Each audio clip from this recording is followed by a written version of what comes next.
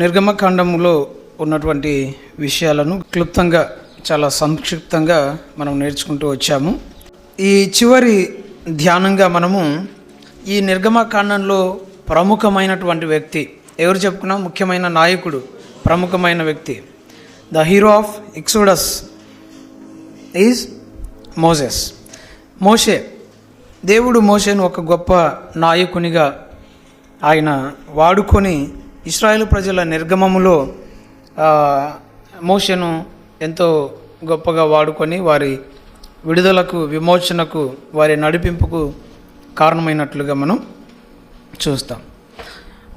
మోషేను దేవుడు ఎంత గొప్పగా వాడుకున్నాడో, ఎంత గొప్పగా హెచ్చించాడో అనే సంగతిని మనం ఒకసారి ఆలోచన చేసినప్పుడు ఒకే ఒక వచనం మోషే యొక్క గొప్పదనం మనకు అర్థమవుతుంది. దేవుడు ఇశ్రాయేలు ప్రజలకు ఒక వాగ్దానం చేశాడు. ఏమని వాగ్దానం చేశాడు? నేను మోషే వెళ్ళిన తర్వాత నెక్స్ట్ మరలా మోషే వంటి ఒక ప్రవక్త మీలో నుండి పుట్టును. ద్వితీయోపదేశకాండం 18వ అధ్యాయం 18వ వచనం. ద్వితీయోపదేశకాండం 18వ అధ్యాయం 18వ వచనంలో దేవుడు మోషే ద్వారా పలికించినటువంటి ఒక మాట ఏంటంటే, వారి సహోదరులలో నుండి నీ వంటి ఒక ప్రవక్తను వారి కొరకు పుట్టించేదాం. చాలు. సో ఇక్కడ నీ సహోదరులలో నుండి, వారి సహోదరుల నుండి నీ వంటి ఒక ప్రవక్తను నేను వారి కొరకు పుట్టిస్తాను అన్నాడు. మరి మోషే వంటి ప్రవక్త ఎవరు తర్వాత? మోషే తర్వాత యెహోషువ వచ్చాడు, కానీ మోషే వంటి ప్రవక్త యెహోషువ కాదు. మోషే వంటి ప్రవక్త ఎవరు? యేసుక్రీస్తు ప్రభు. అపోస్తుల కార్యములు 3వ అధ్యాయంలో మనము ఆ విషయాలు మనం చూస్తాం. అపోస్తుల కార్యములు 3వ అధ్యాయం 22వ వచనంలో పేతురు తన ప్రసంగంలో ప్రభు అయిన దేవుడు నా వంటి ఒక ప్రవక్తను మీ సహోదరులలో నుండి మీ కొరకు పుట్టించునని, ఆయన మీతో ఏమి చెప్పినను అన్ని విషయములలో మీరు ఆయన మాట వినవలెను అని ఎవరిని గురించి చెప్పాడని పేతురు ఆ ప్రవచనాన్ని ఎవరి విషయంలో నెరవేర్చాడని చెప్పాడు? యేసు ప్రభు విషయంలో నెరవేర్చాడు. అంటే దేవాది దేవుడు ఈ భూమి మీదకి రానుద్దేశించినప్పుడు లేదా వచ్చినప్పుడు ఆయన ఎలా వచ్చాడండి? మోషే వంటి ప్రవక్తగా వచ్చాడు. సో ఆయన ఒక లేబుల్ వేసుకొని వచ్చాడు, ఒక ట్యాగ్ వేసుకొని వచ్చాడు. ఏంటి ఆ ట్యాగ్? మోషే వంటి ప్రవక్త. సో మోషే వంటి ప్రవక్త అని పిలిపించుకోవడానికి దేవుడు సిగ్గుపడలేదు. మోషేకు దేవుడు అంత ఘనత ఇచ్చినట్లుగా మనం చూస్తాం. కాబట్టి ప్రియులరా, మోషే జీవితం ఆద్యంతం ఎంతో ఆశ్చర్యచకితంగా, అద్భుతంగా, మనకెంతో మార్గదర్శకంగా, సవాలుకరంగా ఉన్నట్లుగా మనం చూస్తాం. అంతేకాకుండా అది దైవ ప్రేరితముగా మరియు దేవుని రాకకు అదొక ముంగుర్తుగా, సూచనగా మనకు కనబడుతుంది.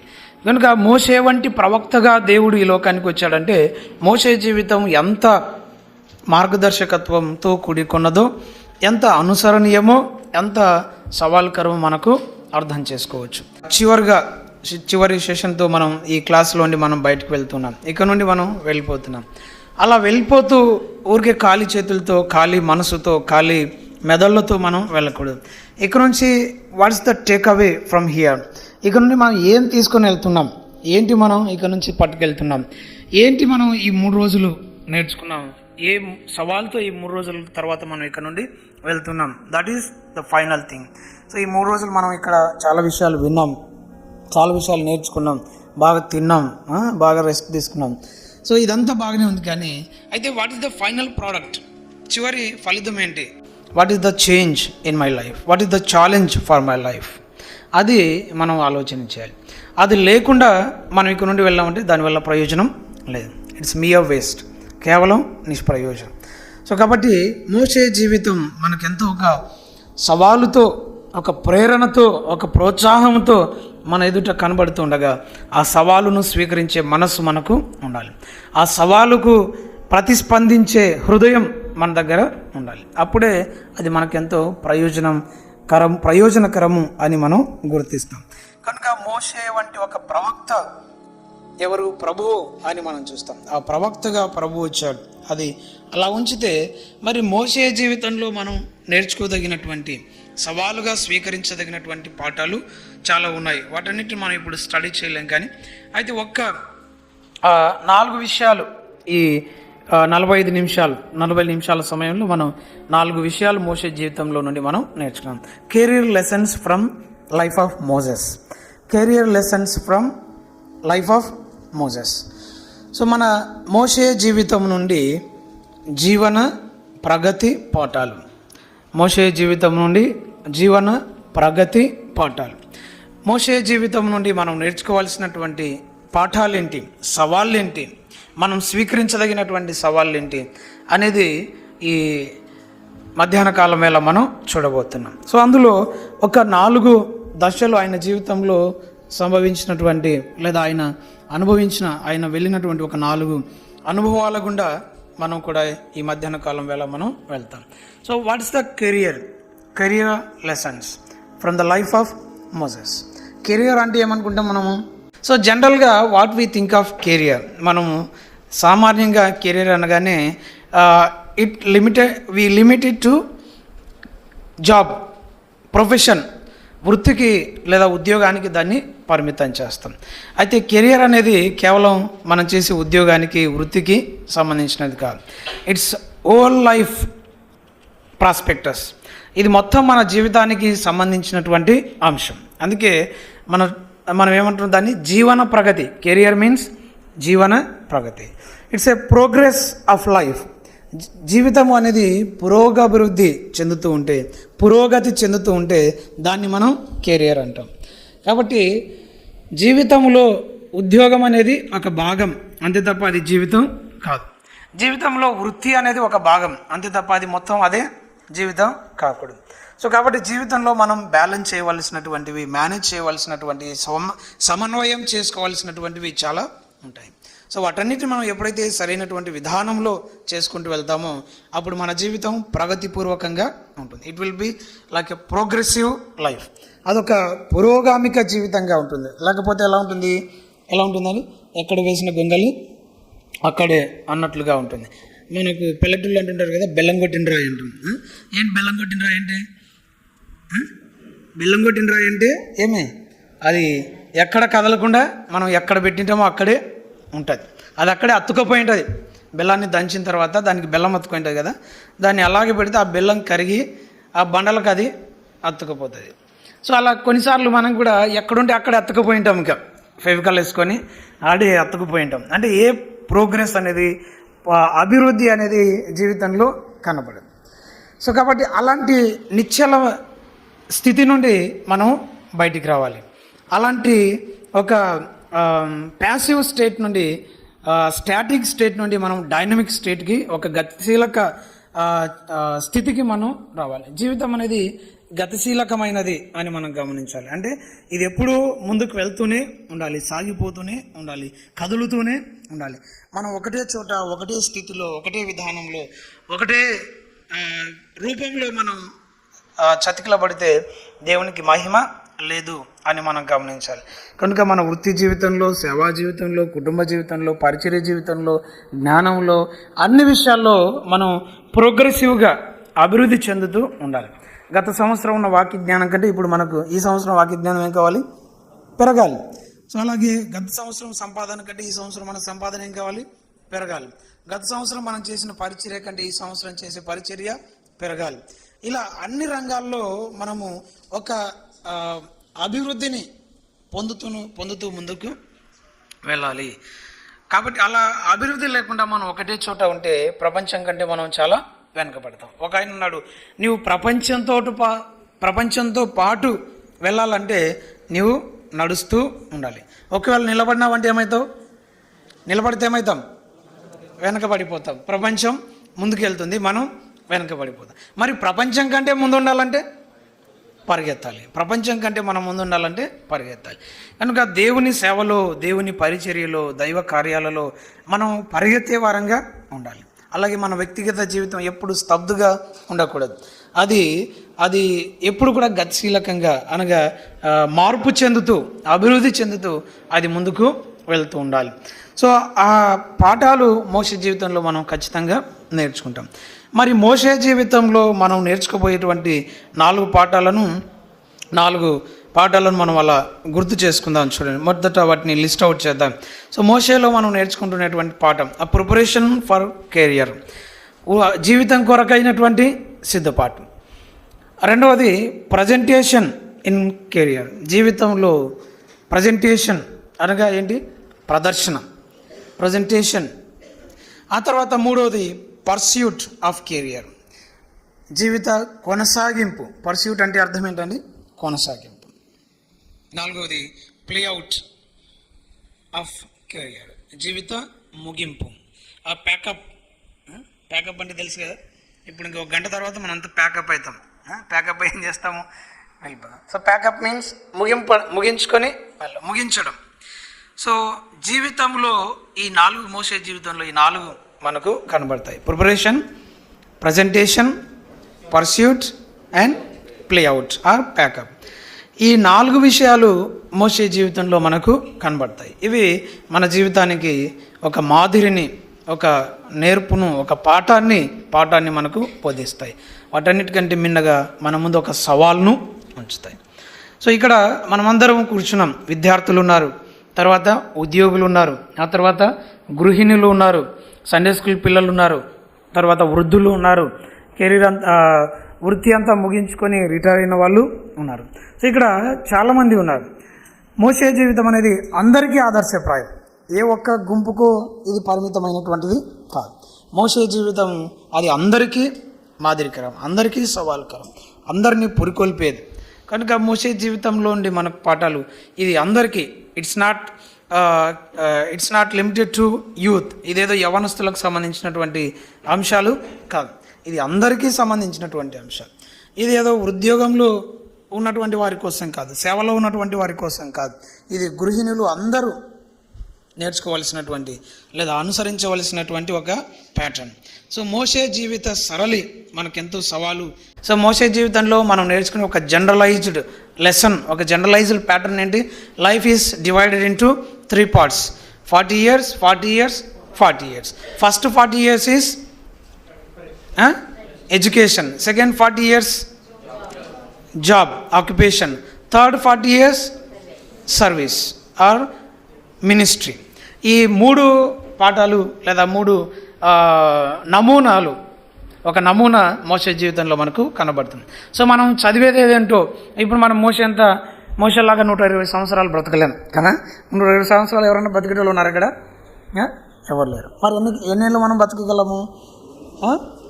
60, ఇంకొంచెం దాటితే 70, ఇంకొంచెం దాటితే 80. మనకి బైబిల్ చెప్పేది కూడా అంతే, ఆ మోసేని చెప్పినాడు. అది కూడా మానవ ఆయుష్ ఎంత అన్నాడు? 90వ కీర్తనలో 70 సంవత్సరాలు. అధిక బలం ఉంటే 80 సంవత్సరాలు. మోసే చెప్పిన మాట అది. మానవుని వయస్సు 70 సంవత్సరాలు, అధిక బలం ఉంటే మన మోసకెళ్ళి చూస్తున్నారు 80 సంవత్సరాలు. సో 80 సంవత్సరాలు మానవుని వయస్సు. మరి 70 లేదా 80, మరి రెండిట్లో మనం యావరేజ్ చేసుకుంటే 75. మానవుని వయస్సు 75.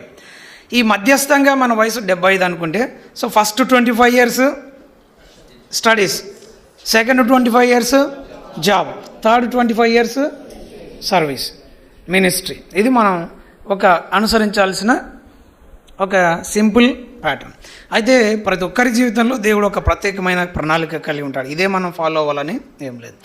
దేవుడు మనల్ని పిలిచిన విధానంలో మనం దేవుని పని చేస్తూ వెళ్ళాలి. అయితే దేవుని పని చేయడానికి మనం ఎప్పుడు కూడా వెనుకంజ వేయకూడదు, దాన్ని అలసటగా భావించకూడదు, లేకపోతే సమయలేమిగా మనం దాన్ని ఎప్పుడు కూడా చూడకూడదు. దేవుని పనికి మనం సమయాన్ని వెచ్చించాలి, దేవుని పనికి మనం సమయాన్ని పక్కన పెట్టి మిగతా పనులు చేసుకోవాలి. సో అలా మనం దేవుని పనిలో రానున్న దినాల్లో ముందుకు ఇంకా ఎక్కువగా ముందుకు సాగవలసినటువంటి వారమైన. సో ఇక్కడ మొదటిగా మనం ఆలోచన చేస్తే మోషే జీవితంలో ప్రిపరేషన్ అనేది మనకు కనబడుతుంది. దేవుడు మోషేను సిద్ధపరిచినటువంటి విధానం ఇక్కడ మనకు కనబడుతుంది. చూడండి, నిర్గమకాండము 2వ అధ్యాయం, నిర్గమకాండము 2వ అధ్యాయం. నిర్గమకాండము 2వ అధ్యాయంలో దేవుడు మోషేను ఏ విధంగా తన పని కొరకు లేదా జీవితం కొరకు సిద్ధపరుస్తున్నాడో ఇక్కడ మనం చూడవచ్చు అనమాట. సో ఇక్కడ మనం గమనిస్తే మనకు అర్థమయ్యే సంగతి ఏంటంటే, మొట్టమొదట మోషే పుట్టుక కనబడుతుంది. రెండవ అధ్యాయం మొదటి వచనంలో, రెండవ వచనంలో మోషే పుట్టుక మనకు కనబడుతుంది. బర్త్ ఆఫ్ మోసెస్, మోషే పుట్టుక ఇక్కడ మనకు కనబడుతుంది. ఆ తర్వాత గ్రోత్ ఆఫ్ మోసెస్, తర్వాత మోషే తాను పెరిగి పెద్దవాడైనట్లుగా మనం చూస్తాం. సో ఈ విషయాలన్నీ మనం చూస్తే the birth and childhood of Moses, ఈ విషయాలు మనం ఆలోచన చేస్తూ ఉంటే, ఒక నాయకుని తయారీలో లేదా ఒక వ్యక్తి జీవితంలో దేవుని ప్రణాళిక, దేవుని అదృశ్య హస్తం అనేది ఖచ్చితంగా కనబడుతుంది. మనం ఎవరమైనా సరే, నువ్వు నాయకుని కావచ్చు, సాధారణ వ్యక్తి విశ్వాసవి కావచ్చు, మన జీవితం వెనుక దేవుని యొక్క ఒక అదృశ్య హస్తము, దేవుని ప్రిపరేషన్ అనేది ఖచ్చితంగా మనకు కనబడుతుంది. దేవుని హస్తము, దేవుని ప్రిపరేషన్ లేకపోతే మనం ఇంతవరకు వచ్చేవారం కాదు. మోషే కూడా అంతవరకు ఉండేవాడు కాదు. పుట్టిన వెంటనే చంపేయమన్నాడు ఫరో, కానీ మోషే 3 నెలలు ఇంట్లో బ్రతికాడు. పుట్టిన వెంటనే చనిపోకుండా మోషే కాపాడబడ్డాడు. ఆ తర్వాత నదిలో మునిగి కొట్టుకొని పోయి మునిగి చావకుండా దేవుడు కాపాడినాడు. ఆ తర్వాత ఫరో ఇంటిలో పెరగడానికి, అక్కడ ఫరో చేతిలో చావకుండా దేవుడు కాపాడినాడు. సో ప్రతి వ్యక్తి జీవితంలో దేవుడు మన వెనుక మనకు తెలియకుండా ఆయన మనల్ని ఎన్నో విధాలుగా కాపాడుతుంటాడు అన్న సంగతి మనం ఎప్పుడు కూడా మర్చిపోకూడదు. From the moment we born on this earth, ఈ భూమి మీద మనం జన్మించిన క్షణం నుండి దేవుడు మనల్ని కాపాడుతున్న విధానం మనం ఆలోచన చేస్తే, దేవుడు మన వెనుక ఎంత అద్భుతంగా, ఆయన అదృశ్యంగా ఉండి మనల్ని ఎంతగా కాపాడుతున్నాడు. ఇంకొక అడుగు ముందుకేసి కీర్తనకారుడు అన్నాడు, తల్లి గర్భంలో నీవు నన్ను రూపించిన విధానం నేను చూస్తే, ఆలోచిస్తే నాకు భయమును వణుకును కలుగు. అంటే ఒక ఆశ్చర్యం ఆయనలో కలిగింది. దేవుడు ఇలా, అసలు నేను నా లైఫ్ ఏంటి, దేవుడు నన్ను ఎలా కాపాడుతున్నాడు, నేను ఎక్కడుండేవాడిని ఎక్కడికి తీసుకొచ్చాడు, ఎక్కడ నిలబెట్టాడు, ఎక్కడ నన్ను పంపిస్తున్నాడు, ఎక్కడ వాడుకుంటాడు, ఈ విషయాలన్నీ ఆలోచిస్తే ఆ మొత్తం జీవితం అంతట్లో దేవుడు మనల్ని కాపాడిన విధానం ఎంతో గొప్పది. There is a big preparation behind every believer, every person.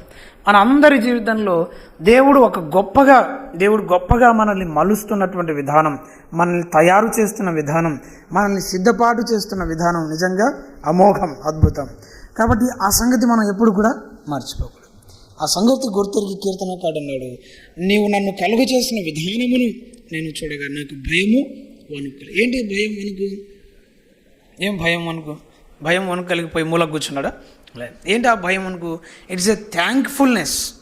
ఆ భయము వణుకు అనేది కృతజ్ఞతా భావం, దేవుని పట్ల ఉన్నటువంటి కృతజ్ఞత భావం. ఎక్కడో మారుమూలలో ఉన్నటువంటి నన్ను, అసలు ప్రయాణ సౌకర్యాలు లేనటువంటి స్థానంలో ఉన్నటువంటి మనల్ని దేవుడు తీసి లేవనెత్తి ఆయన మనల్ని ఎన్నుకున్న విధానం, ఆయన మనల్ని పిలుచుకున్న విధానం, ఎక్కడో ఉన్నటువంటి మనల్ని లేదా ఎక్కడో లోక వ్యవహారాల్లో కొట్టుకొని పోతున్నటువంటి మనల్ని దేవుడు ప్రత్యేకంగా మనల్ని ఎన్నుకొని పిలుచుకొని ఆయన సంఘంలో, దేవుని ప్రజల సమూహంలో, ఆ గుంపులో మనల్ని పెట్టిన విధానం నిజంగా గొప్ప సంగతి. ఆ సంగతిని మనకు ఆలోచన వచ్చినప్పుడల్లా మన హృదయంలో ఒక కృతజ్ఞత భావం, ఆరాధన భావం కలగాలి. ఎవరైతే దేవుని పట్ల కృతజ్ఞత కలిగి ఉంటారో, ఆరాధన భావంతో నిరంతరం ఉంటారో, వారు దేవునికి మరింత సమీపంగా వస్తారు. వారు దేవుని గురించి మరింత ఎక్కువగా తెలుసుకుంటారు. వారు దేవుని చేత ఎక్కువగా వాడబడతారు. Those who are grateful to the Lord, దేవునికి కృతజ్ఞులైనటువంటి వారు దేవుని చేత ఎక్కువగా వాడబడేటువంటి వారు.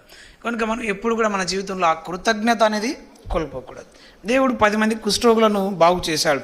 10 మంది కుష్ఠరోగులు ఎక్కడో ఊరు బయట పడిన వారిని ఇప్పుడు తిరిగి ఊరిలోకి, పట్టణంలోనికి రప్పించాడు. కుటుంబానికి దూరంగా ఉన్న వారిని కుటుంబంతో కలిపేశాడు. సమాజం నుండి బహిష్కరించబడిన వారిని జనజీవన స్రవంతిలో కలిపేశాడు. సమాజంలో ఒక భాగం చేశాడు. ఈ విషయాలన్నీ చూసినప్పుడు వారిలో ఏం కలగాలి? వెంటనే అరే, ఇంత మార్పుకు కారణం ఏంటి? ప్రభువు. మరి మాలో ఇంత మార్పు వచ్చినటువంటి ప్రభువుకు మేము థ్యాంక్స్ చెప్పాలి అన్న కనీస స్పృహ 9 మందికి లేదు.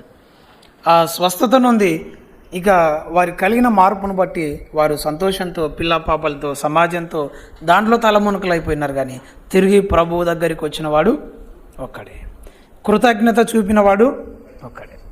10% మాత్రమే దేవునికి కృతజ్ఞులై ఉంటారు. మిగిలిన వారు తమ వ్యవహారాల్లో తనమునకలై ఉంటారు. అందుకే ఆ 10%లో మనం ఉండాలి. ఆ కృతజ్ఞత కలిగినటువంటి గుంపులో మనం ఉండాలి. ప్రభువును మనం స్తుతించే వారంగా, కృతజ్ఞతలు చెల్లించేటువంటి వారంగా ఉండాలి అనే విషయాన్ని మనం చూస్తాం. ఆ తర్వాత రెండవ అధ్యాయం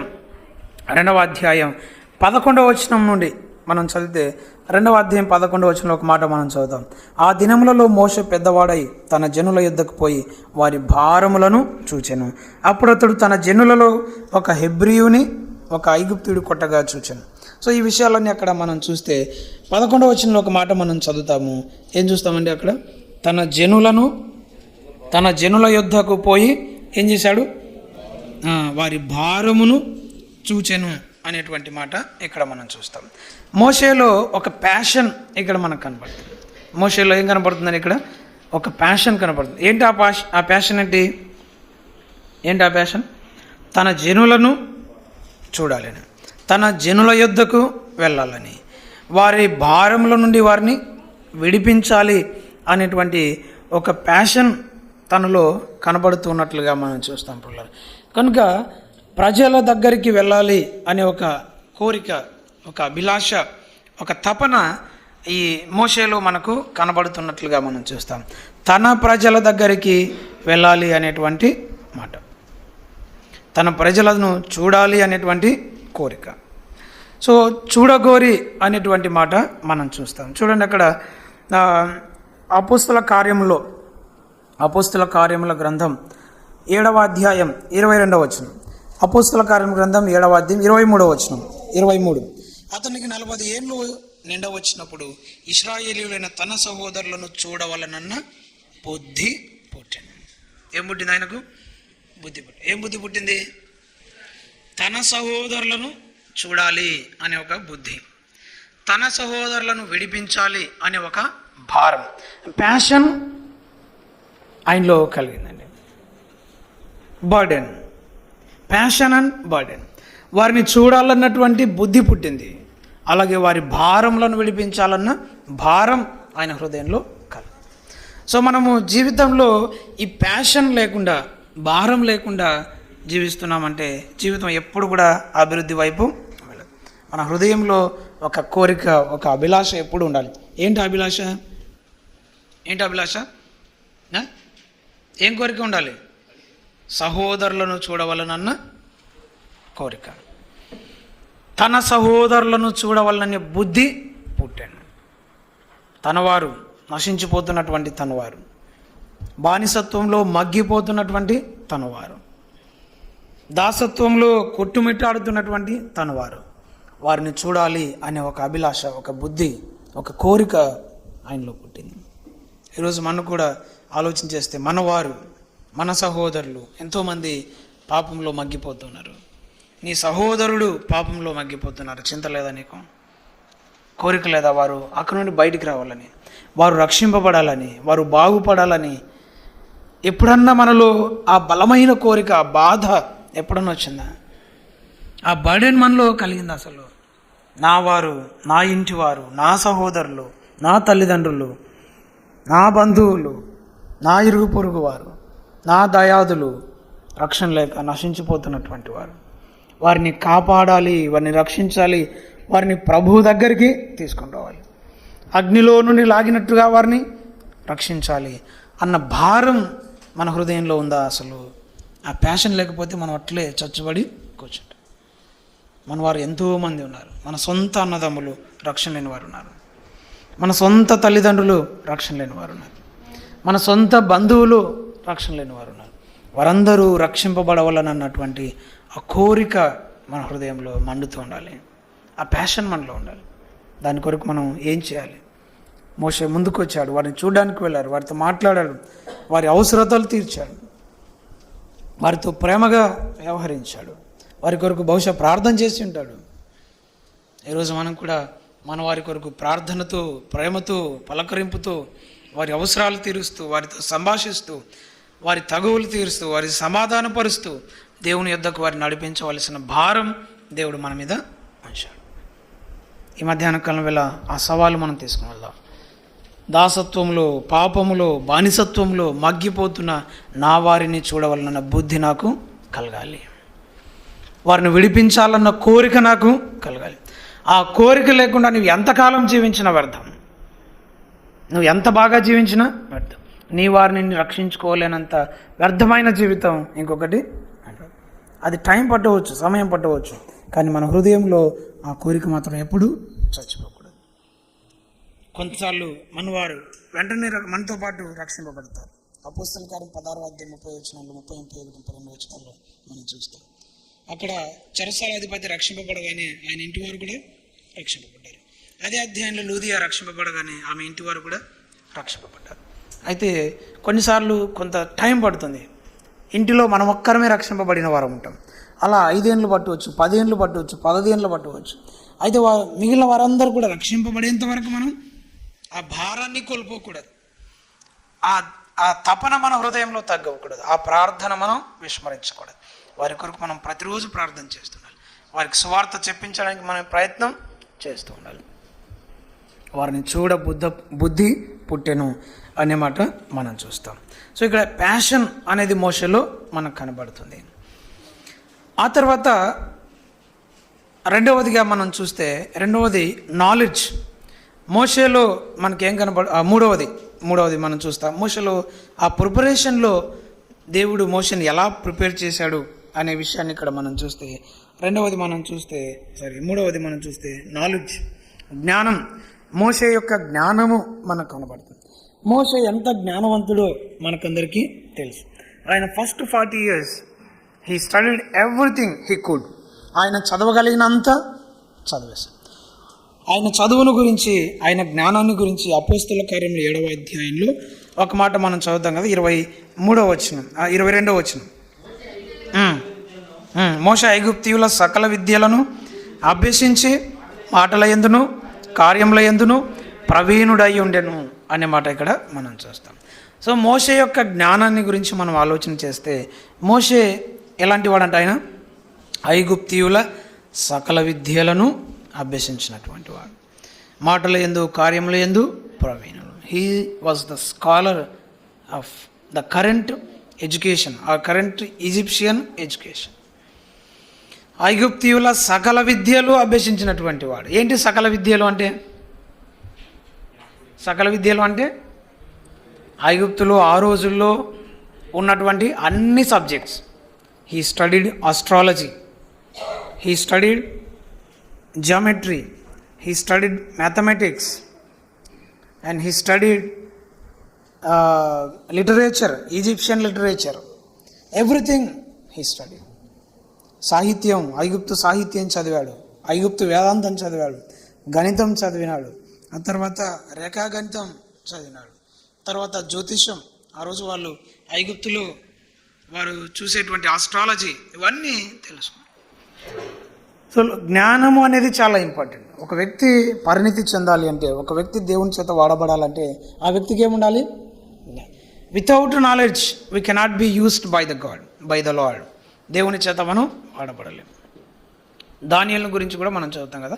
దానియేలు ఏం నేర్చుకున్నాడు? ఏమేమి నేర్చుకున్నాడు దానియేలు? సకల విద్యలు దానియేలు కూడా అభ్యసించాడు.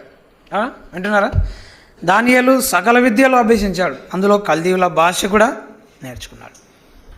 కల్దీయుల ఆస్ట్రాలజీ, వారి జ్యోతిషం, వారి వేదాంతం, ఆ రోజుల్లో ఉన్నటువంటి మ్యాథ్స్ అన్నీ ఆయన నేర్చుకున్నాడు. విశ్వాసులంగా మనం అన్ని విషయాలను నేర్చుకునే వారంగా ఉండాలి. జ్ఞాన సముపార్జనలో ఎప్పుడు కూడా వెనుకంజ వేయకూడదు. అలాంటి జ్ఞానం మనం పొందుతూ ఉండాలి. సో మనము కూడా దేవుని వాక్యాన్ని గురించిన వాక్య జ్ఞానం పొందాలి. అలాగే ఇతర విషయాలు కూడా మనం అన్నీ తెలుసుకుండాలి. కరెంట్ అఫైర్స్ అంతా మనకు తెలుస్తుండాలి. లోకంలో ఏం జరుగుతుంది, ఏం లోక పోకడేంటి అనేది మనం తెలియకుండా లోకంలో సేవ చేయలేం. లోక పోకడలు మనం తెలుసుకోవాలి, అంతేగాని లోక పోకడలు మళ్ళీ కొట్టుకొని పోకూడదు. అవునా కాదు? ఇప్పుడు నువ్వు లోకం గురించి తెలుసుకోకుండా లోకానికి ఏమని స్వార్థం. లోకం గురించి, ప్రస్తుత పరిస్థితులను గురించి మనం తెలుసుకోవాలి. ఎంత వీలైతే అంత మనం జ్ఞానం సంపాదించాలి. మోషే 40 సంవత్సరాలు చాలా జ్ఞానాన్ని సంపాదించాలి. అంత జ్ఞానము సంపాదించి దేవుడు మోషేను తన పని కొరకు ఉపయోగించుకుంటున్నట్లుగా మనం చూస్తాం. సో ఇది మోషే జ్ఞానం. ఆయన ప్రిపరేషన్లో జ్ఞానం, దేవుడు జ్ఞానంతో తనను సిద్ధపరిచాడు. కనుక దేవుని పని కొరకు మనం వాడబడాలి అంటే, జీవితంలో మనం వృద్ధిలోనికి రావాలంటే జ్ఞానం అనేది చాలా అవసరం. జ్ఞానం లేకుండా జీవితం అనేది కట్టబడదు. జ్ఞానవంతురాలు తన ఇల్లు కట్టుకును, మూఢురాలు తన ఇల్లును తన చేతులతో తానే పెరిగిపోయాడు. సామెతల 14:1 మనం చూస్తాం. కాబట్టి మన ఇల్లు, మన జీవితం కట్టబడాలి అంటే ఏం కావాలి? జ్ఞానం కావాలి. ఆ జ్ఞానం మనం పొందాలి, దేవుని దగ్గర పొందాలి. ఆ జ్ఞానం కొరకు మనం చదవాలి, ఏమి చదవగలమో అన్నీ చదివే వారంగా ఉండాలి. ఆ తర్వాత నాలెడ్జ్ మనం చూసాము. నాలుగవ అంశం ప్రాక్టికాలిటీ. మోషేలో మనం నేర్చుకునే మరొక సిద్ధపాటులో మనం నేర్చుకునే మరొక పాఠం 4వది ఏంటంటే ప్రాక్టికాలిటీ. సో ప్రాక్టికాలిటీ అంటే ఆచరణ. సో ఏదైనా మనం నేర్చుకున్న తర్వాత దాన్ని ఏం చేయాలి?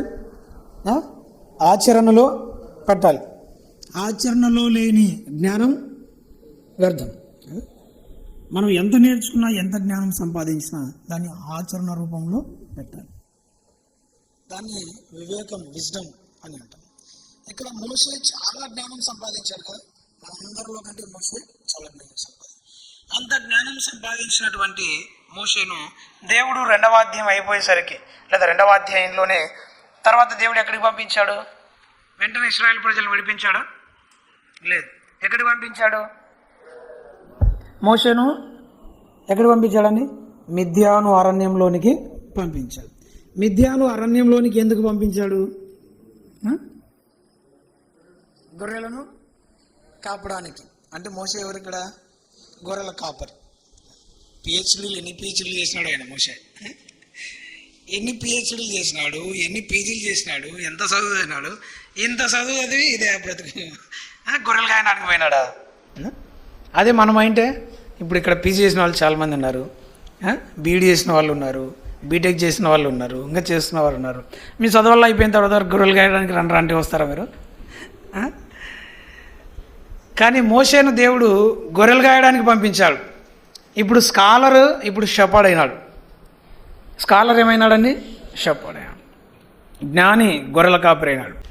ఆయన అసలు అంత చదువు చదివి దేవుడు గొర్రెలు గాయమని పంపించినాడు. అంటే చాలాసార్లు మనం నేర్చుకున్న దాన్ని ఆచరణలో పెట్టడానికి దేవుడు కొన్ని అనుమతులు మనకి ఇస్తుంటాడు, కొన్ని పరిస్థితులు అనుమతిస్తుంటాడు. ఆయన పెద్ద స్కాలరే, కానీ గొర్రెలు గాయడానికి పంపించాడు. ఆయన స్కాలరిజం అంతా, ఆయన స్కాలర్షిప్ అంతా, ఆయన వివేకం, ఆయన విజ్ఞానం అంతా ఏం కావాలి? అది కేవలం థియరీగా ఉంటే పనికిరాదు. ఏం కావాలి? అది ప్రాక్టికల్గా మారాలి, అనుభవంలోనికి రావాలి, అనుభవపూర్వకంగా తెలుసుకోవాలి. థియరీ మనం చాలా చదువుతాం, థియరీ చదివి కేకలేస్తాం. అదే దాన్ని ప్రాక్టికల్గా వచ్చేసరికి నోరు మూసుకొని కూర్చుంటాం కదా, అవును కాదు? సో థియరీ వేరు, ప్రాక్టికల్ వేరు. ఇక్కడ మనం చాలా థియరీ నేర్చుకున్నాం. దాన్నంతా దేవుడు ఏం చేస్తాడు? అనుభవంలో కొన్ని మనకు నేర్పిస్తుంటాడు. థియరీ అనేది మనం జ్ఞానం మనల్ని ఏం చేస్తుంది? ఉప్పొంగ చేస్తూ ఉంటుంది. మోషే కూడా అనుకున్నాడు, అసలు ఐగుప్తులో మొత్తం అందరికంటే నేనే స్కాలర్. నెక్స్ట్ ఫరో ఎవరు? నేనే అనుకున్నాడు. కానీ దేవుడు ఏం చేశాడు? ఆయనను అరణ్యంలోనికి పంపించేశాడు. కొన్నిసార్లు దేవుడు మనం నేర్చుకున్న జ్ఞానాన్ని అనుభవ రూపంలో మనకు నేర్పించడానికి కొన్ని పరిస్థితులు మనకు అనుమతిస్తాడు. మనకు ఎంత జ్ఞానం ఉంది అనేది కాదు ముఖ్యం, దాన్ని ఎంత అనుభవపూర్వకంగా తెలుసుకుంటున్నాం. అందుకే పౌలు అంటాడు కొరింథీ 1 అధ్యాయంలో, నాకు ఏమంటాడు? ఎంత విశ్వాసం ఉన్నా, కొండలను పెకిలించేంత విశ్వాసం ఉన్నా. ఆ తర్వాత ఇంకా ఏమంటాడు? నాకు ప్రవచించే వరము ఉన్నప్పటికీ, పెకలించగలిగినటువంటి పరిపూర్ణమైన విశ్వాసం ఉన్నప్పటికీ, ఆ తర్వాత బీదల పోషణ కొరకు నా ఆస్తి ఇచ్చినప్పటికీ, నేను భాషలతో మాట్లాడగలిగినప్పటికీ, ప్రవచించే కృపావరం ఉన్నప్పటికీ, నా దగ్గర నేను ఎంత ఉన్నా, నేను ఎంత జ్ఞానవంతుడనైనా, మర్మములన్నీ జ్ఞానమంతయు ఎరిగిన వాడనైనను ప్రేమ లేని వాడనైతే వ్యర్థుడను అన్నాడు. నాకు అంత జ్ఞానమంతా ఉంది, అంతా మొత్తం తెలుసు, కానీ దాన్ని అనుభవంలో పెట్టలేకపోతే నాకున్న జ్ఞానం వ్యర్థం, నేను వ్యర్థుడు. కనుక ప్రియులారా, మనం నేర్చుకునే థియరీ వేరు, దాన్ని అనుభవపూర్వకంలో అనుభవించేది, అనుభవంలో పెట్టేది వేరు. అందుకొరకే కొన్నిసార్లు దేవుడు మనం నేర్చుకున్న చదువుకు సంబంధం లేకుండా కొన్ని పనులు మనకు అప్పగిస్తాం. అసలు మోసే చదివింది ఏంటి, ఇప్పుడు ఆయన చేస్తున్న జాబ్ ఏంటి, సంబంధం ఉందా ఏమన్నా? ఏ సంబంధం లేదు. కొన్నిసార్లు దేవుడు మనకు అలాంటి పరిస్థితులు అనుమతిస్తాడు. మనం పెద్ద చదువు చదివి ఉండొచ్చు, చిన్న పని మనకు అప్పగిస్తాడు అనుభవ జ్ఞానం కొరకు. ఇశ్రాయేలు ప్రజలు ఎలాంటి వారు? గొర్రెల వంటి వారు. అలాంటి గొర్రెల లాంటి వారిని కాయడానికి ముందు గొర్రెలను కాపించాడు. అలాగే మనం కూడా దేవుని పనిలో వాడబడాలంటే కొన్ని అనుభవాలు దేవుడు మనకి ఇస్తుంటాడు. ఆ అనుభవాల చేత మనం జ్ఞానం సంపాదించాలి. మిడిమిడి జ్ఞానంతో థియరీ నేర్చుకుని ఊరికి మనం ఊగిపోకూడదు. అనుభవ జ్ఞానంతో మనం దేవుని పని చేయాలి. యెషయా గ్రంథం 53వ అధ్యాయంలో ఒక మాట మనం చదువుతాం. 11వ వచనం మధ్య భాగంలో, తనకున్న అనుభవ జ్ఞానము చేత అనేకులను నిర్దోషులుగా చేయి. తనకున్న అనుభవ జ్ఞానము చేత అనేకులను నిర్దోషులుగా చేయి. కాబట్టి పిల్లరా, జ్ఞానం మనల్ని ఉప్పొంగేటట్లు చేస్తుంది, జ్ఞానం ఎగిసిపడేలా చేస్తుంది. థియరీ మనల్ని హీరోలుగా చూపిస్తుంది, కానీ అనుభవ జ్ఞానం మనల్ని అనుకోవగలిగిన వారిగా చేస్తుంది. అనుకోవ కోసం దేవుడు కొన్నిసార్లు మనల్ని ఏం చేస్తాడండి, వివిధ అనుభవాల గుండా మనల్ని నడిపిస్తాడు. గొర్రెలు కాపించవచ్చు, బర్రెలు కాపించవచ్చు, వెట్టి పనులు చేయించవచ్చు, ఏమేం చేయించవచ్చు. వాటి ద్వారా మనం అనుభవ జ్ఞానంలోకి రావాలి. తద్వారా మనం ఒక వినయము, విధేయత, హుందాతనం మనం నేర్చుకోవాలి. ప్రజలను ఎలా కాయాలి, ఏ విధంగా వారిని నడిపించాలి, ఆ సాత్వికం మనం తెచ్చుకోవాలి. గొర్రెలను కాసేవాడి దగ్గర ఎంత సాత్వికం ఉంటుంది కదా, అలాగే మోషే ఆ సాత్వికం తెచ్చుకున్నాడు. ఫరో దగ్గర ఉన్నప్పుడు ఆ సాత్వికం రాలే. ఎక్కడొచ్చింది ఆ సాత్వికం? ఫరో దగ్గర సాత్వికం ఉండింటే ఏ స్పీకెటుడు కాదు కదా. ఒక కేటు కొడితే చచ్చిపోయాడంటే ఎంత రౌద్రమో చూడండి మోసలో. ఇప్పుడు మనం ఒక కేటు కొడితే ఎవరు చావరు, ఎవరైనా చంపుతారా? మీరు ఒక ఛాన్స్ ఇస్తాము. ఒక్క ఏటు కొట్టి ఎవరైనా చంపుతారా? చంపలేము మనం. ఏ వెపన్స్ లేకుండానే చంపినంటే మోషే ఎంత రౌద్రం కలిగినటువంటి వాడు. మనం అది కళ్ళట్లు ఎర్రగా అయిపోయింటేమో మోషకు. ఐగుప్తుడు తన వాడిని కాసపడుతుంటే వారు నావన్నీ కొడతావారు నువ్వు అని పోయి ఒక్కేటు కొడితే ఆడి అడ్డం పడినాడు వాడు.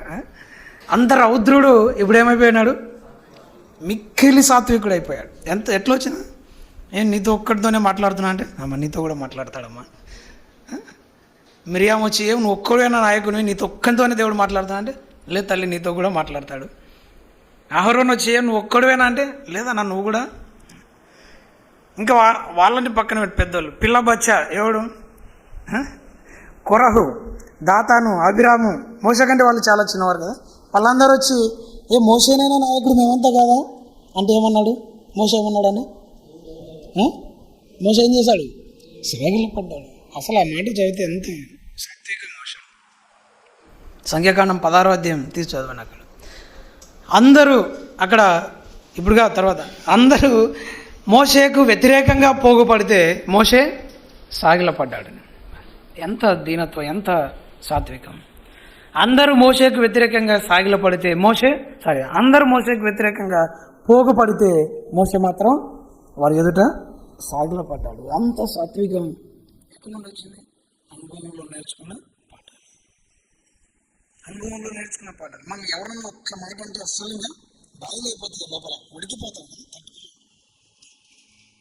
ఎవరైనా మనల్ని నిందిస్తే, అవమానపరిస్తే, తిడితే, కొడితే అస్సలు మనం సహించలేం. కానీ మోషే ఎంత సహనం, ఎంత సాత్వికం. ఆ సాత్వికం ఎక్కడి నుండి వచ్చింది? ఆయనకు ఎక్కడి నుండి వచ్చింది? 40 సంవత్సరాలు గొర్రెల కాపరత్వంలో ఆయన నేర్చుకున్న పాఠాలు. కాబట్టి ప్రియులారా, దేవుడు మనకు జ్ఞానం నేర్పించడమే కాదు, అనుభవ జ్ఞానం కొరకు కూడా కొన్ని పరిస్థితులు అనుమతిస్తాడు. ఆ సాత్వికం కొరకు, ఆ ఓపిక కొరకు, ఆ సహనము, ఆ వినయము, ఆ విధేయత మనం నేర్చుకోవడానికి కొన్నిసార్లు దాతాను, అభిరాము, కోరహు లాంటి వారిని మన ఎదుటికి తీసుకొని వస్తాడు. మిరియాము అహరోనుల వంటి వారిని మన ఎదుటికి తీసుకొని వస్తాడు. గొర్రెల వంటి వారిని మన ఎదుటికి తీసుకొని వస్తాడు.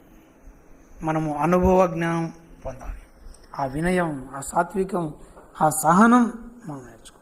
ఓపిక లేని వాడు జీవితంలో ఎన్నడూ అభివృద్ధి సాధించలేడు.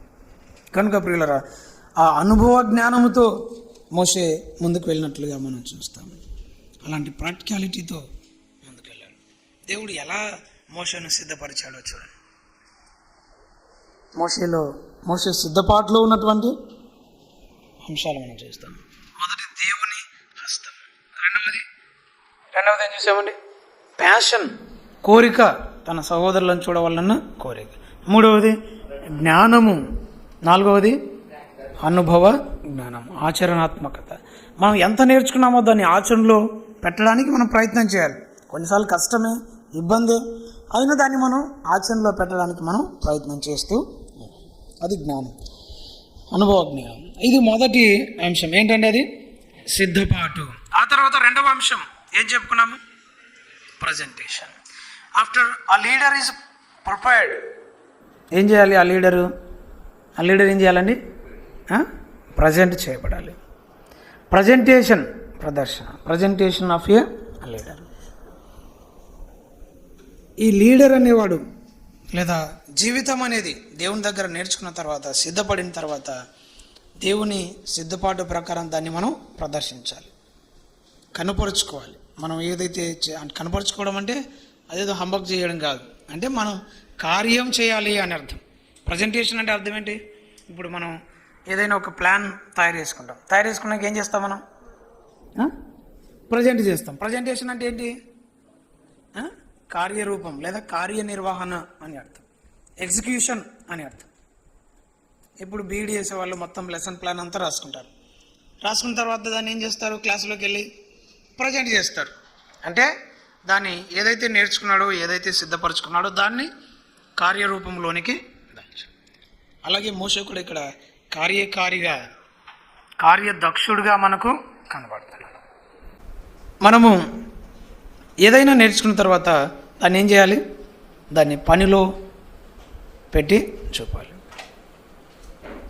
నిర్గమకాండంలో మనం చదువుతాము. నిర్గమకాండం 7వ అధ్యాయం 8వ వచనంలో ఫరో మోషేతో అన్నాడు, మీ శక్తి చూపుటకై ఒక మహత్కార్యము కనుపరచుడి అన్నాడు. మీ శక్తి చూపుటకై ఒక మహత్కార్యము కనుపరచుడి. Show me your power. మీ శక్తి ఏంటో నాకు చూపెట్టండి. Present yourself. నువ్వేంటో కనపరుచుకో. ఇశ్రాయేలును పంపించాలంటున్నావు. అసలు ఎవరు నువ్వు? ఏంటి నువ్వు? World demands our presentation. ఈ లోకం మనం ఊరికి వెళ్తే మాటలతో చెప్తే కాదు. ఏం చేయాలి? కార్యకారులముగా మనం ఉండాలి. కార్యోన్ముఖులముగా దేవుని పనిలో, అలాగే మన జీవితంలో ముందుకు వెళ్తూ ఉండాలి. ఒట్టి మాటలు పనికిరావు. మాటలు అవసరమే. అదే మాటలు ఏం కావాలి? అవి చేతలుగా మారాలి. అందుకే మోషేను గురించి మనం చూద్దాం కదా, అపోస్తులు 7:22లో ఆయన మాటల యందును కార్యముల యందును నేర్పరి అయి ఉండెను. సో మాటలు మనం బాగా మాట్లాడాలి. మనం మాట్లాడే మాటలు అవతల వారికి అర్థం కావాలి. మనలో ఉన్నది అవతల వాడికి చేరాలి. మనం కమ్యూనికేట్ చేయగలగాలి. కమ్యూనికేట్ చేయలేకుండా మనలో ఎంత భావన, ఎంత ఫీలింగ్ ఉన్నా అది లాభం లేదు. అది మాటల యందు నేర్పరితనం మోషేలో మనం చూస్తాం. అలాగే కార్యముల యందు నేర్పరి. మన పనుల్లో కూడా మనం నేర్పరులంగా ఉండాలి. చాలాసార్లు మన మాటలు కోటలు దాటుతాయి కానీ మన చేతలు గడప దాటవు. మాటలు కోటలు దాటుతాయి, చేతలు మాత్రం గడప దాటవు. మాటల్లో అయితే మొత్తం అంతా ఒలుపుకొస్తాం లోకమంతా, కానీ పని చేయమంటే మాత్రం రూపాయి పని చేయం అసలు. అవునా? కానీ మోషేలో ఈ 2 లక్షణాలు మనం చూస్తాం. ఒకటి పనులలో ప్రవీణుడు, కార్యముల యందు నేర్పరి, ప్రవీణుడై ఉండడం అనే మాట మనం చూస్తాం. మోషే గురించి ఫరో మీ శక్తి చూపుటకి ఒక మహత్కార్యం చేయండి అన్నాడు. మోషే ఏం చేశాడండి? 10 మహత్కార్యాలు చేసి చూపెట్టాడు. All demands 1 sign, 1 miracle, but Moses performed 10 miracles. Presentation, అక్కడ తాను కనుపరుచుకున్నాడు. తను ఎవరు ఎవరి సేవకుడో, ఎవరి వ్యక్తో, తాను ఎవరి తాలూకో తాను కనపరుచుకున్నాడు. కాబట్టి లోకంలో మనం పర్ఫామ్ చేయకపోతే లోకం మనల్ని అంగీకరించదు. పర్ఫార్మెన్స్ అంటే అదేదో ఇంకా ఒక పదంగా తీసుకోవద్దని.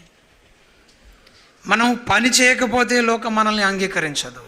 మనం పనివారిగా ఉండకపోతే లోకంలో మనం ఫలప్రదంగా ఉండలేము. జీవితం అభివృద్ధి చెందదు. పని చేసేవారంగా ఉండాలి. కార్యములు చేసి మనం చూపెట్టే వారంగా ఉండాలి. మోషే కార్యాలు ఇక్కడ మనం చూస్తున్నాం పిల్లలు. తాను దేవుని కొరకు చేసిన కార్యాలు ఎన్నో. ఇవాళ మనం కూడా దేవుని కొరకు కార్యాలు చేయవలసినటువంటి అవసరత ఎంతో ఉంది. మనము దేవుని కొరకు పని చేయవలసినటువంటి అవసరత ఎంతో ఉంది. You have to present yourself as a God servant, God's worker in his vineyard. దేవుని ద్రాక్షావనంలో పని చేసేవాడిగా, పనివానిగా మనం కనపరుచుకోవాలి. కాబట్టి పిల్లరా, దేవుని పనిలో మనం వాడబడాలి, పని చేసేటువంటి వారంగా ఉండాలి అనేటువంటి విషయాన్ని ఇక్కడ మనం చూస్తాం. తిమోతి కూడా రాస్తూ పౌలు అదే మాట చెప్తాడు కదా. తిమోతి మొదటి పత్రిక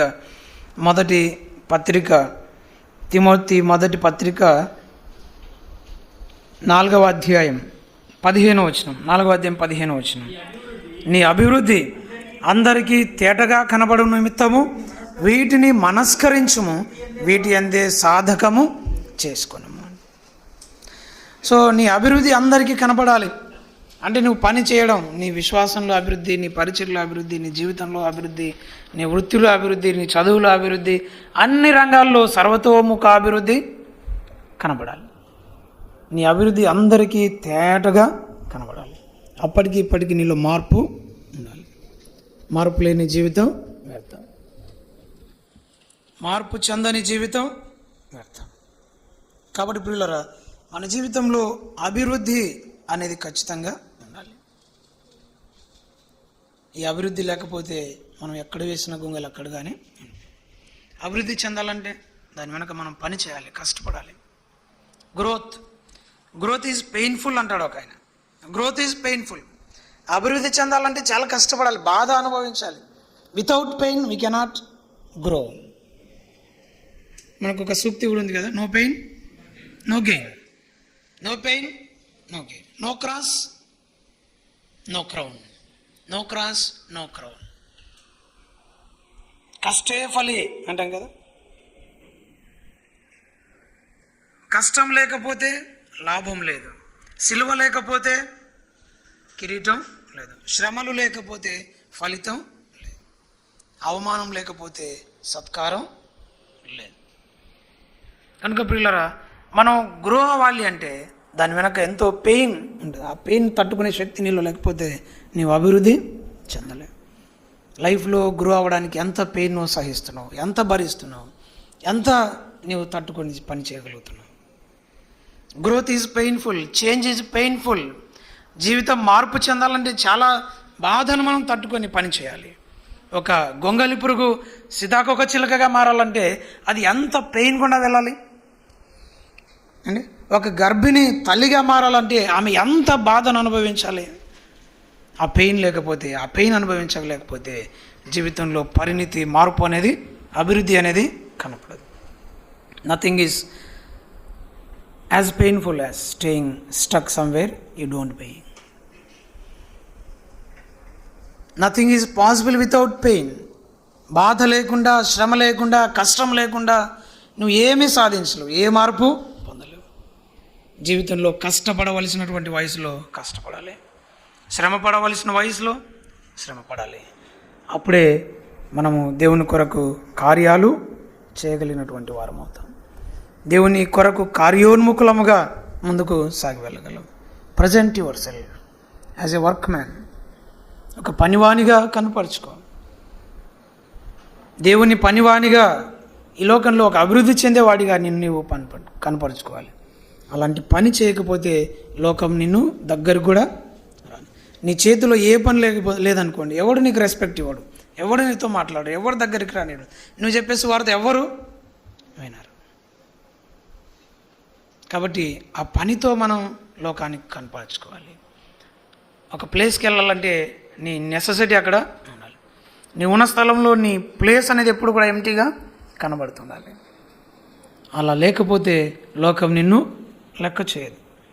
కాబట్టి ప్రియులరా, ప్రజెంటేషన్, పర్ఫార్మెన్స్ ఇన్ కెరియర్ మనం చూస్తున్నాం. ఇక మూడవది పర్స్యూట్.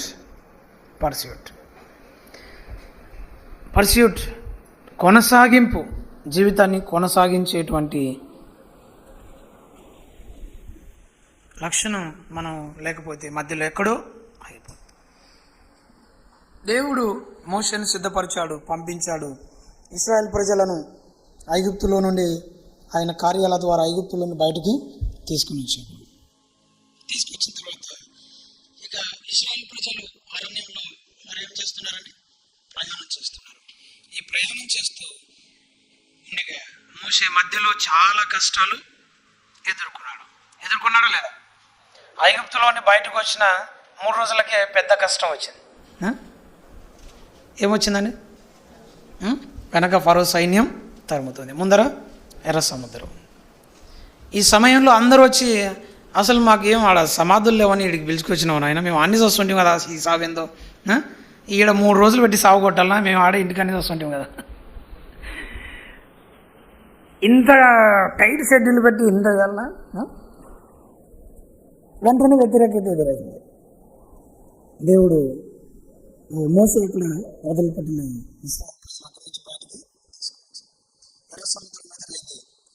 బయటికి తీసుకుని వచ్చాను.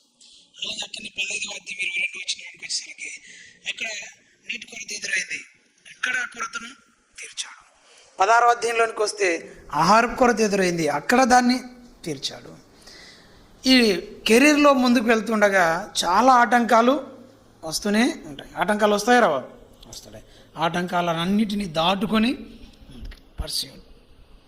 Pursue your career. జీవితాన్ని కొనసాగించండి.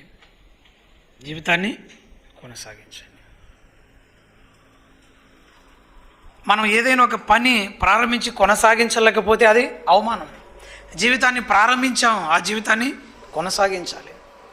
అందుకే దేవుడు అంటాడు 14వ అధ్యాయంలో, నిర్గమకాండం 14వ అధ్యాయం, నిర్గమకాండము 14వ అధ్యాయము 15వ వచనంలో దేవుడు అంటాడు, నీవేళ నాకు మొరపెట్టుచున్నావు, సాగిపోవుడి అని ఇశ్రాయేలుతో చెప్పు. సాగిపోవుడి. జీవితంలో కొనసాగింపు, సాగిపోవుట అనేది చాలా అవసరం. ఎన్నో కష్టాలు, ఇబ్బందులు, సమస్యలు, శ్రమలు, బాధలు ఎన్నో వస్తాయి. వాటన్నిటిలో నుండి నువ్వు సాగిపోవడం నేర్చుకోవాలి. నువ్వు కొనసాగించలేకపోతే జీవితాన్ని మధ్యలోనే ఆపివేస్తావు. శ్రమలు, కష్టాలు, ఆటంకాలు, కొరతలు, బాధలు జీవితం అన్నాక ఇవన్నీ సర్వసాధారణం. సంతోషాలు, ఆనందాలు, వీటన్నిటి మధ్యలో జీవితం ఏమవుతుండాలండి? అది కొనసాగుతూ ఉండాలి.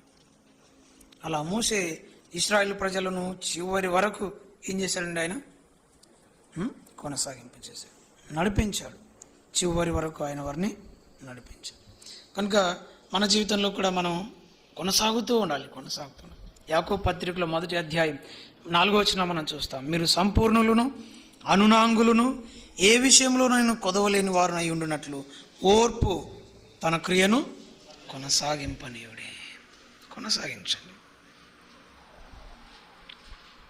లైఫ్ అనేది అది కొనసాగుతూనే ఉండాలి. జట్కా లైఫ్ ఏదైతే బ్రతుకు జట్కా బండి ఏమవుతుండాలి? అది పోతూనే ఉండాలి. ఎక్కడ ఆగిపోవడానికి వీల్లేదు. దిక్కులు చూడడానికి వీల్లేదు. ఫ్యాన్ వైపు చూడడానికి వీల్లేదు. పెట్రోల్ వైపు చూడడానికి వీల్లేదు. నిద్ర మాత్రల వైపు, ఆ మాత్రల వైపు చూడడానికి వీల్లేదు. రైలు పట్టాల మీద నిలబడడానికి వీల్లేదు. అవునా?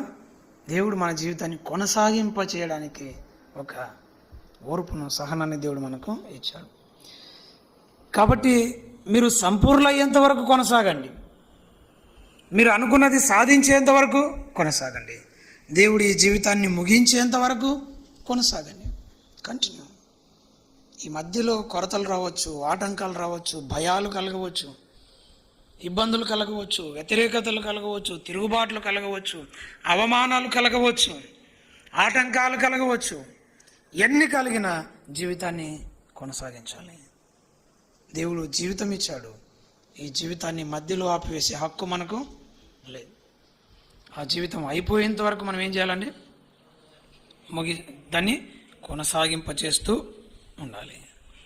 ఇక చివరిది మనం చూస్తాము. చివరి మాట ఏం చెప్పుకున్నామండి? Play out, pack up your bags అంటే ముగింపు. జీవిత ముగింపు. ఆయన జీవితం ఎలా ముగిసిందండి? నిర్గమకాండం ఎలా ముగిసిందని చెప్పుకున్నాము. ఆయన దేవుడు చెప్పినట్లు అన్నీ సంపూర్తి చేసి, యెహోవా ఆజ్ఞాపించినట్లు ప్రతి పని చేసి ఆయన ముగించాడు. ద్వితీయోపదేశకాండం 34వ అధ్యాయం దగ్గరికి వద్దాం. ద్వితీయోపదేశకాండం 34వ అధ్యాయం. ద్వితీయోపదేశకాండం 34వ అధ్యాయము 10వ వచనం, 10-11 వచనం. ఐగుప్తు దేశంలో ఫరోకును అతని సేవకులకు అందరికీ, అతని దేశం అంతటికి ఏ సూచక క్రియలను మహత్కార్యములను చేయుటకు యెహోవా అతని పంపెనో వాటి విషయంలోను, ఆ బాహుబలం అంతటి విషయంలోను మోషే ఇశ్రాయేలు జనులందరి కన్నుల ఎదుట కలుగు చేసిన మహాభయంకరమైన కార్యముల విషయంలోను యెహోవాను ముఖాముఖిగా ఎరిగిన మోషే వంటి ఇంకొక ప్రవక్త ఇశ్రాయేలీయులలో ఇది వరకు పుట్టలేదు. ఎవ్వరూ జీవించినంత ఉన్నతమైనటువంటి జీవితం మోషే జీవించి చనిపోయాడు. 34వ అధ్యాయం 1వ వచనం మనం చూస్తాము. అక్కడ మోషే పిస్గా కొండ వరకు పోయి నెబో శిఖరమునకు ఎక్కాను. అక్కడ ఆ కనాను దేశాన్ని చూచి తాను చనిపోయినట్లుగా మనం చూస్తాం. 5వ వచనం మనం చూస్తాం. యెహోవా సేవకుడైన మోషే యెహోవా మాట చొప్పున మోయాబు దేశంలో మృతి నొందెను. 7వ వచనం. మోషే చనిపోయినప్పుడు 120 సంవత్సరముల ఏడు గలవాడు. అతనికి దృష్టి మాంద్యము లేదు, అతని సత్తువ తగ్గలేదు. What a wonderful life, what a wonderful achievement, what a significant finishing. మోషే చనిపోయినప్పుడు అతనికి దృష్టి మాంద్యము లేదు, అతని సత్తువ తగ్గలేదు. దేవుడు చెప్పినట్లు అతడు చనిపోయాడు. యెహోవా మాట చొప్పున మోయాబు దేశంలో మృతి నొందెను. మోషే జీవితం సాకారం అయిపోయిందండి. తన జీవితం ముగింపుకు వచ్చేసరికి తాను ఏం చేయదలుచుకున్నాడో లేదా ఏం చేయడానికి దేవుడు నిశ్చయించాడో వాటన్నిటిని చేసి చనిపోయాడు. ఒక మాటలో చెప్పాలంటే లైఫ్ టైం అచీవ్మెంట్, జీవిత సాఫల్య పురస్కారం అని పురస్కారాలు ఇస్తుంటారు కదా, అలాంటి జీవిత సాఫల్యం మోసే జీవితంలో కనబడు. కాబట్టి ఈ లోకం మనల్ని విడిచేలోపు దేవుడు మనల్ని ఎందుకొరకైతే ఈ భూమి మీదకి పంపాడో ఆ పని చేసి మనం ముగించాలి. ప్రభువు కూడా అన్నాడు కదా, యోహాను సువార్త 17వ అధ్యాయం 4వ వచనంలో, చేయుటకు నీవు నాకు ఇచ్చిన పని నేను సంపూర్ణముగా చేసేది. దేవుడు ఇచ్చిన పని సంపూర్ణంగా చేసి జీవితాన్ని ముగించాలి. అది ధన్యకరమైనటువంటి జీవితం, అది సాకార జీవితం, అది సాఫల్య జీవితం. ఆ అచీవ్మెంట్ మనం సాధించాలి, ఆ జీవితం మనం సాధించాలి. అలాంటి సాకారంతో దేవుడు మోషే తన జీవితాన్ని ముగించాడు. ప్రియులారా, ఈ మధ్యాహ్న కాలం వేళ మనం కూడా ఆలోచన చేద్దాం. దేవుడు మనల్ని ఈ లోకంలో పిలుచుకునే లోపు ఈ లోకంలోనికి దేవుడు మనల్ని ఎందుకు పంపాడో దాని కొరకు మనం జీవించాలి, పని చేయాలి. మోషేలాగా ఒక తృప్తిగా కన్ను మూసేవారంగా మనం ఉండాలి. చచ్చిపోయేటప్పుడు ఏడ్చుకుంటాను, నేను అది చేయలేకపోయినా ఇది చేయలేకపోయినా అని మనం చచ్చిపోకూడదు. లేకపోతే నేను పిల్లల్ని పిలిచిన నీ కొరకు ఏం చేయలేకపోయినా అని మనం ఒక సాకారంతో మనం జీవితాన్ని ముగించాలి. అది ఎలా సాధ్యమవుతుంది? అది మనం ఇప్పటి నుండి పని చేస్తాం. మోషే జీవితంలో ఇంత సాకారవంతమైన సాఫల్యవంతమైన జీవితం నెరవేరింది అంటే కారణం ఏంటంటే తన జీవితంలో తాను చేయవలసిన అన్ని పనులు చేసుకుంటూ వచ్చాడు.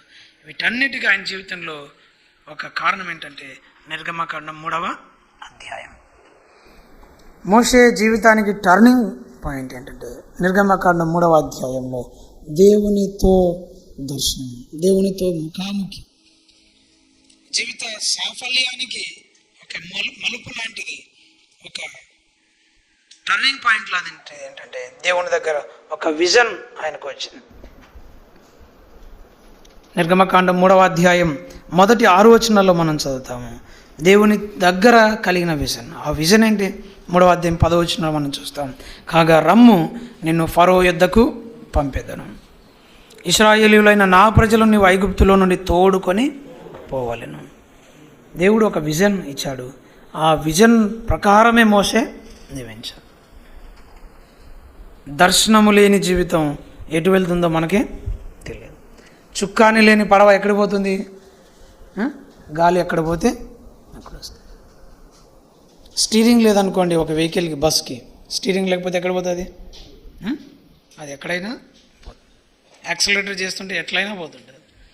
అలాగే జీవితంలో మనకంటూ ఒక దర్శనం, దేవుని దర్శనం లేకపోతే, ఒక విజన్ లేకపోతే, దేవుడు నీకు ఏ విజన్ ఇచ్చాడు, ఏ దర్శనము, ఏదో దేవుడు నీతో మాట్లాడు. ఒక దర్శనాన్ని నువ్వు పొందకపోతే జీవితం ఎక్కడ పోతుందో, ఎక్కడ ల్యాండ్ అవుతుందో, మన 6 అడుగుల గొయ్యి ఎక్కడ చదువుతారో మనకు తెలియదు. అది సరిగ్గా ఉండాలి అంటే, మోషేలాగా మన జీవిత సాఫల్యం జరగాలి అంటే మనకంటూ ఒక విజన్ ఉండాలి, ఒక దర్శనం ఉండాలి. ఆ దర్శనం లేకపోతే మనము జీవితం అనేది ఎలా ముగిస్తామో మనకే తెలియదు. కనుక ఈ మధ్యాహ్న కాలం వేళ ఆ దర్శనం కొరకు మనం దేవుని సన్నిధిలో కనిపెడతాం. దేవా, నా పట్ల, నా జీవితం పట్ల వాట్స్ యువర్ విజన్? నా విజన్ కాదు, యువర్ విజన్. నీ విజన్ ఏంటి? నువ్వు నాకు ఏ పని ఇచ్చావు, ఏ దర్శనంతో నన్ను ఇక్కడికి పంపించావు అనే దర్శనంతో మనం లోకంలో ముందుకు వెళ్ళాలి.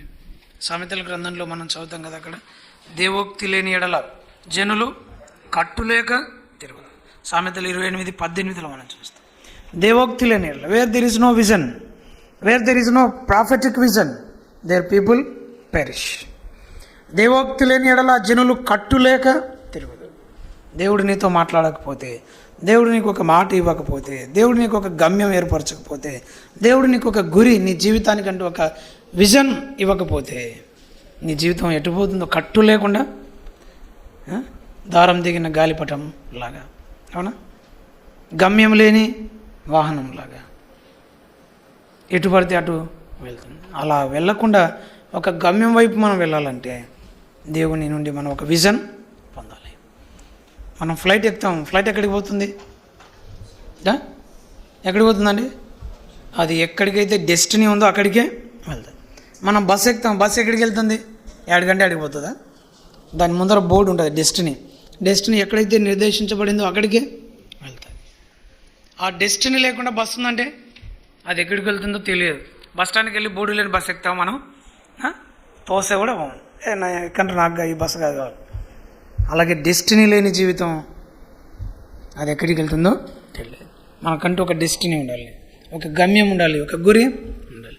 మన జీవితం ఇంతవరకు ఎలా ఉందో తెలియదు, కానీ ఎక్కడైనా ఒక గమ్యం కొరకు మనం ప్రయత్నం చేద్దాం, ఒక గమ్యం వైపు ప్రయాణం చేద్దాం. దేవుని అడుగుదాం, దేవా నేను ఎక్కడికి వెళ్ళాలి, నేనేం చేయాలి, నాకు ఒక దర్శనం ఇవ్వు.